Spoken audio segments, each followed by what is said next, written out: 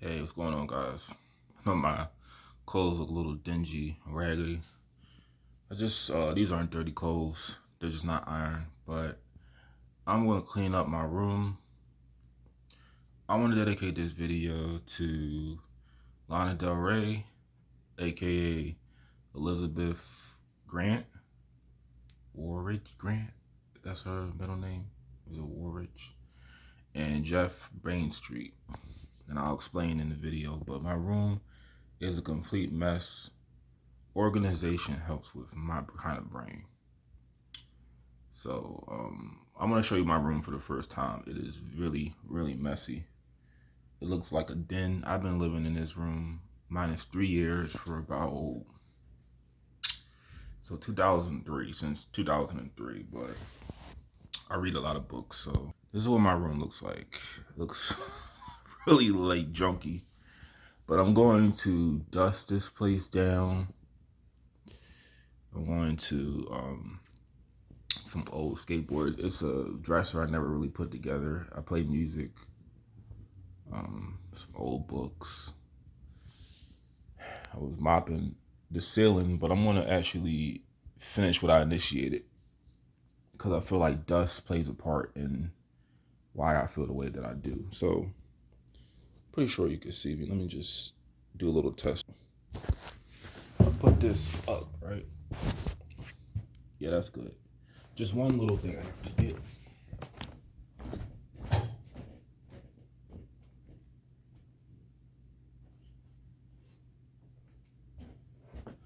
All right, so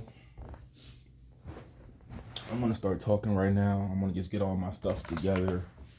I'm gonna do a nice deep clean, put all my books, things gonna look in order.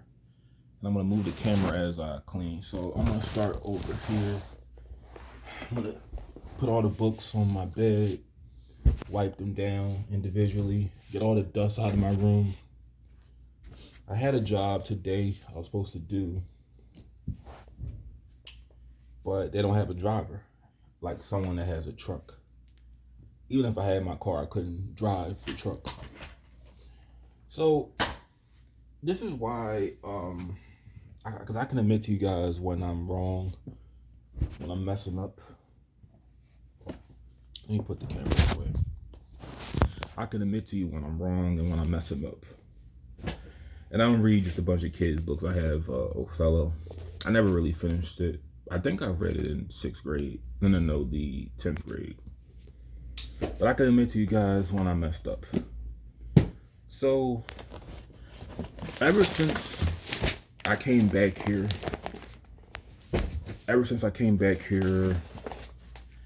and early this year, so I lost my car, and I was so timid coming back to Philly because I thought that I was in danger for some reason. I thought that I was either going to be robbed or killed or shot or attacked or beaten, and none of that has happened yet. And I don't feel like it will. And I feel like things happen for a reason. So I had to learn, leaving Philadelphia, going down south, that it's not greener on the other side. Sometimes it could be a lot worse. And I'm definitely gonna flip that mattress. I have like a little bed, a little mattress, but let me get to the point of the video. So Jeff Bradstreet, he has a son like me. Jeff Bradstreet is dead. Now allegedly he committed suicide, but we know that's not true.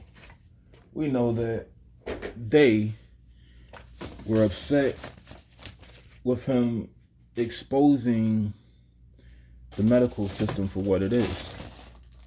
It's a fraud. I'm sort of like multitasking. So I didn't mean the medical system is a fraud. I mean, well, they lie about diseases and disorders being uncurable when there is a cure to most of them. It's just you will lose a lot of money in a cure. Have you ever seen a VCR before? Have you ever seen a VCR? You lose a lot of money in a cure. And he exposed a lot of them, and as a result, they killed him, and they made it like he killed himself, just like Dr. Sebi. I don't know if he really cured AIDS. I really don't know, but I happen to know somebody that had HIV. Anyway, I'm glad I don't have it, but I'm thanking him because he's the reason why I'm cleaning my room. Because I've known this for years, but I have to be away from dust. I want to make it my a routine to watch him every day, watch his seminar, so I can have embedded in my mind all of his methods of curing, not necessarily curing, but making my life easier. Because dust, germs, I'm affected by it more. Because it's true when they say I am possibly filled with mercury and metal, all kinds of things that I need to do. Because I don't look up why I sound so elementary with the terminology I'm using, because I don't look up medical information. I can't. I also suffer from seizures, which is gotten under control over the years. But I want to thank him because he's the reason why I'm cleaning up my room. And I told myself, you know what? I'll feel normal if I clean up my room, because all the dust, all the particles, there's a little dust right here, all the particles, all the dust will go away, and I can breathe more. I can breathe better. I'm gonna open up a window too, but I'm gonna get all the dust out of here. You can see getting all the dust off this fan. I'm gonna dust the fan, everything. But anyway, I want to get rid of all the germs in here, all the dust. I'm gonna use the little bit of pine sol I have and comment. I'm gonna put it in the Tylenol, the Lysol. I said Tylenol, the Lysol bottle. Spray my wall, spray my dresser, spray everything. Because germs is what's probably making me go crazy. Now, why I want to thank Lana Del Rey is because, so let me just break this down. I'll talk and explain myself. I lost a relationship with my father a long time ago, but I officially lost it back in July. If y'all don't know the story, what happened, I just told him that I've shown him this before. It was this picture of, well, it was this clip of Jerry, the Seinfeld. I don't watch Seinfeld, but it was a clip on Seinfeld. And it was called Facebook in the 90s. That's the name of the YouTube clip. And then I could repeat it word for word because I watched it so many times. He was like, have anyone has ever called your answer? You ever check your answer machine and you had a call from someone? Like, he's like, you ever had someone call you? And you're like, man, I really don't want to answer this call, something like that. And you let it go straight to voicemail, but you could have answered the phone. And you guys communicate. You have this relationship where two people hate each other. You just watch it for yourself. But I sent it to my dad. I was like, this describes us pretty well, because we ignore each other. We ignored each other for 3 years. And he got a little upset about that, but it was more the fact that I just told him, like, I was really honest with him, like, that's how we talk. But your wife, you haven't been away from her in years. I'm a little over. You can say I'm over it now, but I feel like I'm the way I am, just not having a strong male in my life, like a strong male figure in my life. So these are good lights. So I have to just learn things on my own. And you know, I feel like ever since I've been back here, because I did marijuana in Florida, but I like the feeling of it relieving my headaches. I first used it for that. Then one night, it was like at least twice or 3 times I tripped out on it. I tripped out of it in my room, where I opened up the window. I was going to the bathroom, drinking water, thinking I'm about to die. But I like that feeling because it just told me, hey, if you're about to die right now, are you happy with everything you've accomplished? And I'm like, no. So it's like you should try to get as much things done every day, like write a book or learn a song, write a song, you know, go back to school, something, make money. Because if you live every day like it's your last, you have a lot under your belt with accomplishments, finished. And I just like that feeling of feeling like I'm about to die. But it told me to stop wasting time, get things done. And this shirt is really wrinkled, I know. So that's what I got from that. But sometimes when I would trip out, I felt like it was telling me other things like life never stops. Life never ends. It's just an endless it repeats itself and you don't have no recollection of your past life. That's one thing it was telling me. Another trip was telling me that, I'm this way because something I did in my past. Excuse my language, I probably raped somebody, I probably molest somebody, because it's hard for me to form relationships. I'm not the type that likes to initiate anything. I don't like to make any moves. I prefer people do that for me. And I feel like that's a result of something I did, I guess.